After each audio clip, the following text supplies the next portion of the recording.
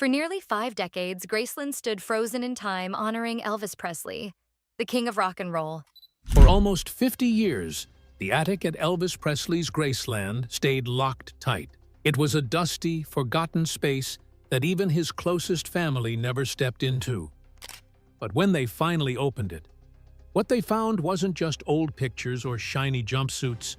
Someone had been living up there. The feelings it stirred were so personal, so deep, they were almost unsettling. One part of that house the public has never been allowed to experience in the same way: the upstairs. And that is where the story becomes much more interesting. Because if you have ever heard the claim that Elvis's attic was finally opened after 48 years and that someone or something was discovered inside, there is a major problem with the story. The official record does not confirm that dramatic attic opening. In fact, Graceland itself still describes the upstairs as Elvis's private area and says it is not included in the mansion tour. The official explanation is not a secret treasure hunt. It is privacy, preservation, respect, and the fact that opening the area to huge crowds would require major changes to the historic house. So why has the attic story become so compelling? Because Elvis Presley left behind something even more powerful than a hidden room. He left behind a house frozen in time. And once you understand what Graceland really represents, the mystery surrounding the upstairs becomes far more fascinating than any invented story about secret tapes or a mysterious person hiding there. This is the real story, and it begins in 1957. In March 1957, Elvis Presley was only 22 years old. He was already becoming one of the biggest stars America had ever seen. The previous year had transformed his career. He had television appearances, hit records, screaming fans, and a growing movie career. Then came Graceland. Elvis purchased the Memphis mansion and surrounding property for $102,500. The official Graceland history records the purchase on March 25, 1957. The property included 13.8 acres, and the Presley family moved into the home that May. Elvis himself spent his first night there in June. At first, Graceland was simply home. That is an important detail. Before it became a tourist attraction, a museum, and a pilgrimage destination for Elvis fans, Graceland was where Elvis could escape the outside world. He could come through those gates and leave the noise behind.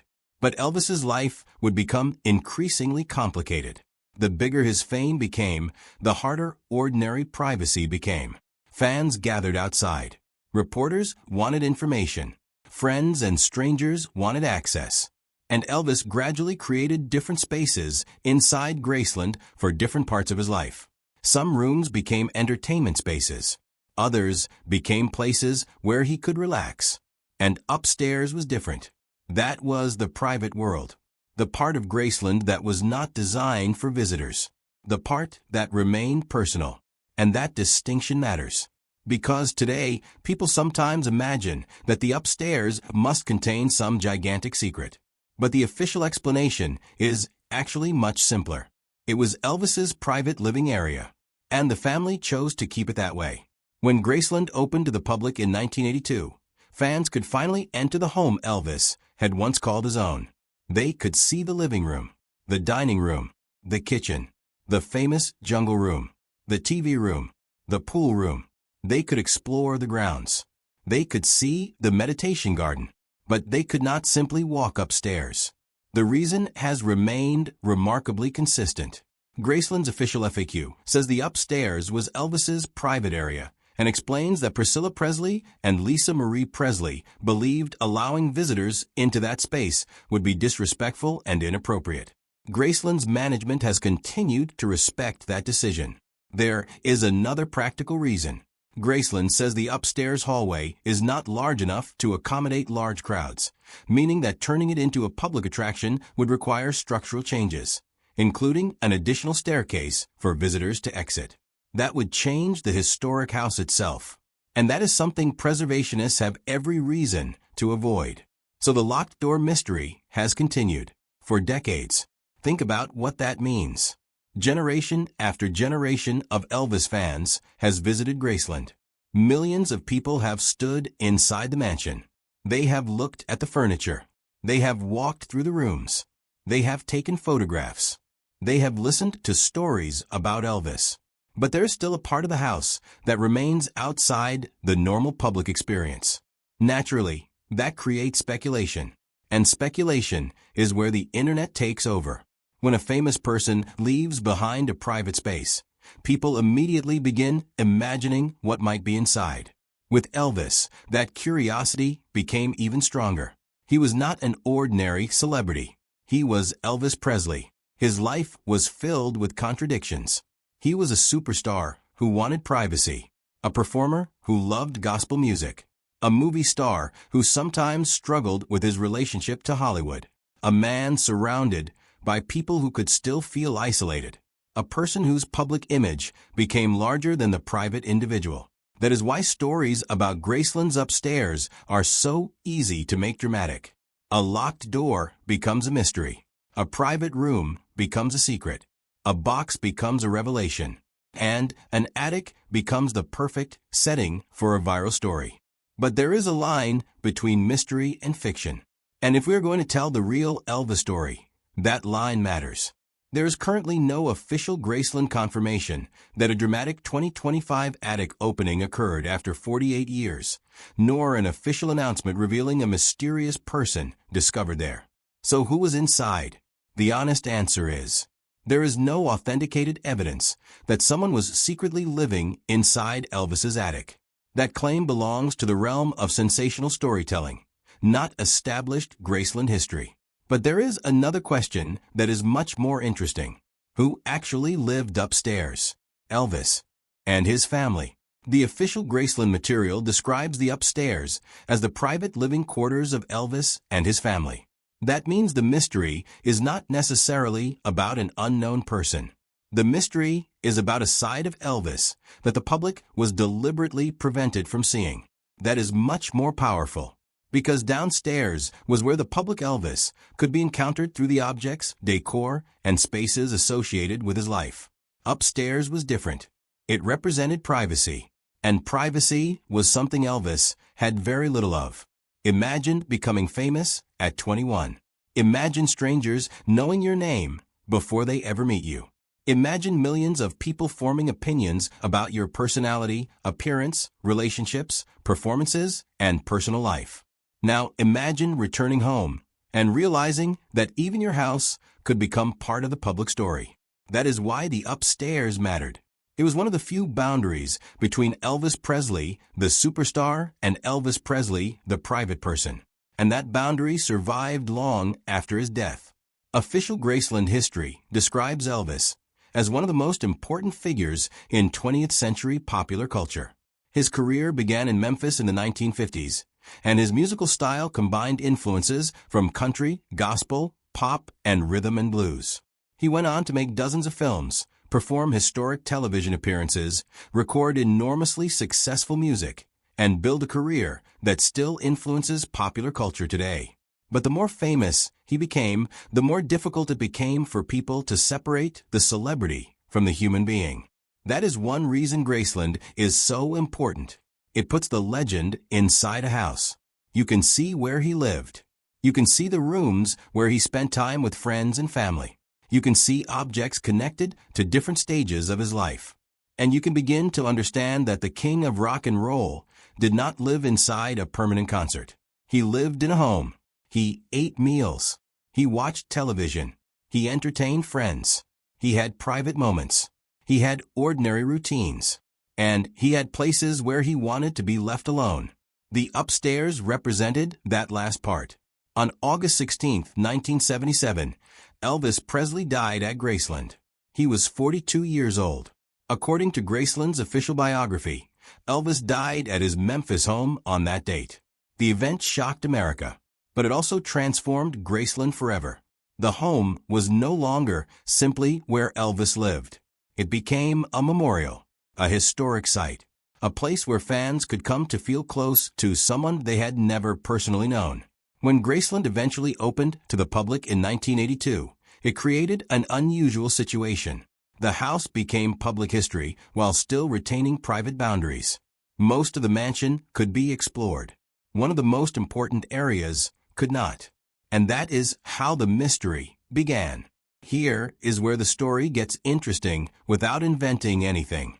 Because there almost certainly are personal memories connected to the private area. But that does not mean there is a secret person. It does not mean Elvis secretly escaped. It does not mean there is an undiscovered room filled with shocking evidence. And it certainly does not mean we should treat internet rumors as historical fact. What we can say is that Elvis's private life produced an enormous archive. Graceland itself maintains archives dedicated to the history of the property and Elvis's life. The official site describes the Graceland archives as a source of historical information about the king and his home. That is where the real treasures are. Photographs, documents, personal objects, career material, memorabilia, records of a life that moved incredibly quickly. And the fascinating thing about archives is that they do not need a supernatural mystery to be valuable. Sometimes the smallest object tells the biggest story. A handwritten note can reveal a mood. A photograph can reveal a relationship. A document can show what was happening behind the scenes. A piece of clothing can tell you how Elvis wanted to present himself. A personal item can reveal what the public image left out. That is the real meaning of a hidden room. Not necessarily what is shocking, but what is private. Suppose the attic really were opened one day. What would fans hope to find? Unreleased recordings? Private photographs? Old letters? Clothing? Personal notebooks? Documents from the 1950s? Something connected to the Army? Something from Hollywood? Something from Las Vegas?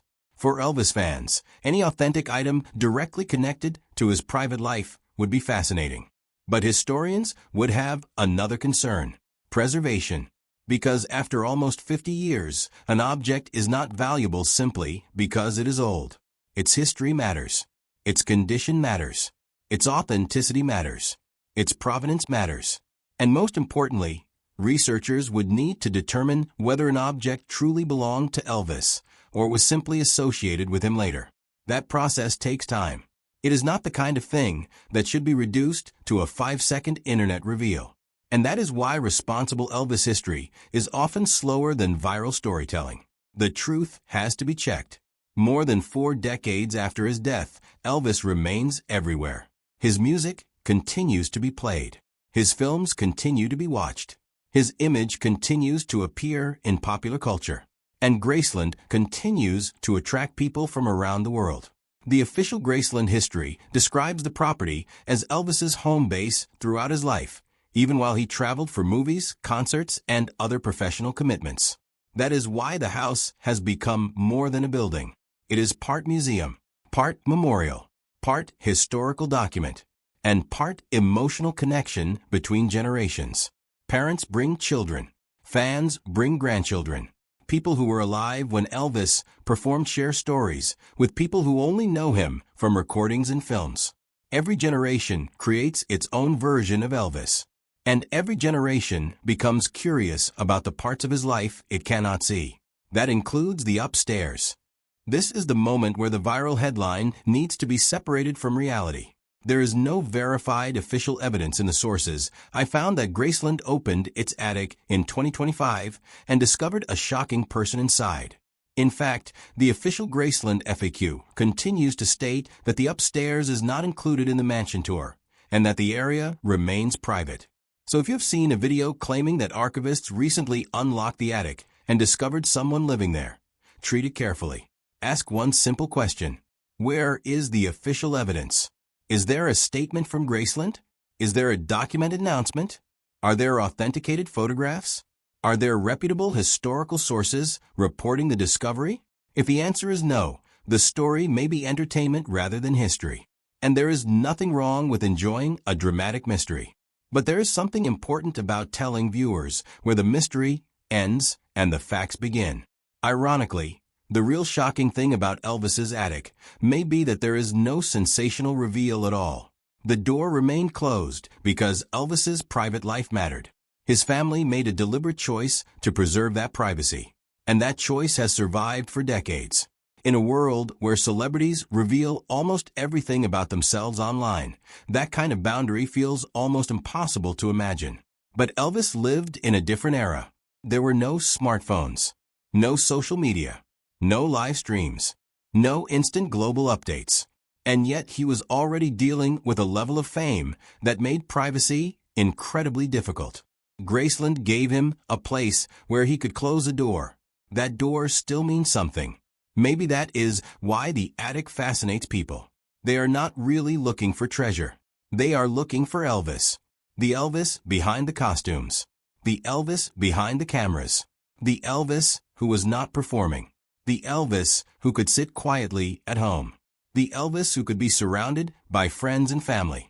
The Elvis who could shut a door and become simply himself. That is the version of Elvis that fans can never completely see. And perhaps that is exactly why the upstairs should remain mysterious. Because some parts of a person's life should not become exhibits. Today, visitors to Graceland can experience many of the spaces that defined Elvis's life. The official tour includes areas such as the living room, dining room, kitchen, jungle room, TV room, pool room, Vernon Presley's office, trophy building, and racquetball building. Each room adds another piece to the story. But the upstairs remains different. It is the missing chapter. And missing chapters make people curious. They make us wonder. They make us imagine. But imagination should not replace history. The real story is already extraordinary enough. A young man from Mississippi became a global superstar. At 22, he bought Graceland. He transformed the property into his personal home. He became one of the most influential performers in American popular culture. He lived there for 2 decades. Then, in 1977, his life ended there.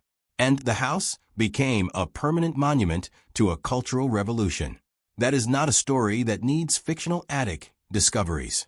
For nearly 50 years, the mystery surrounding Graceland's upstairs has survived because people understand what a closed door represents.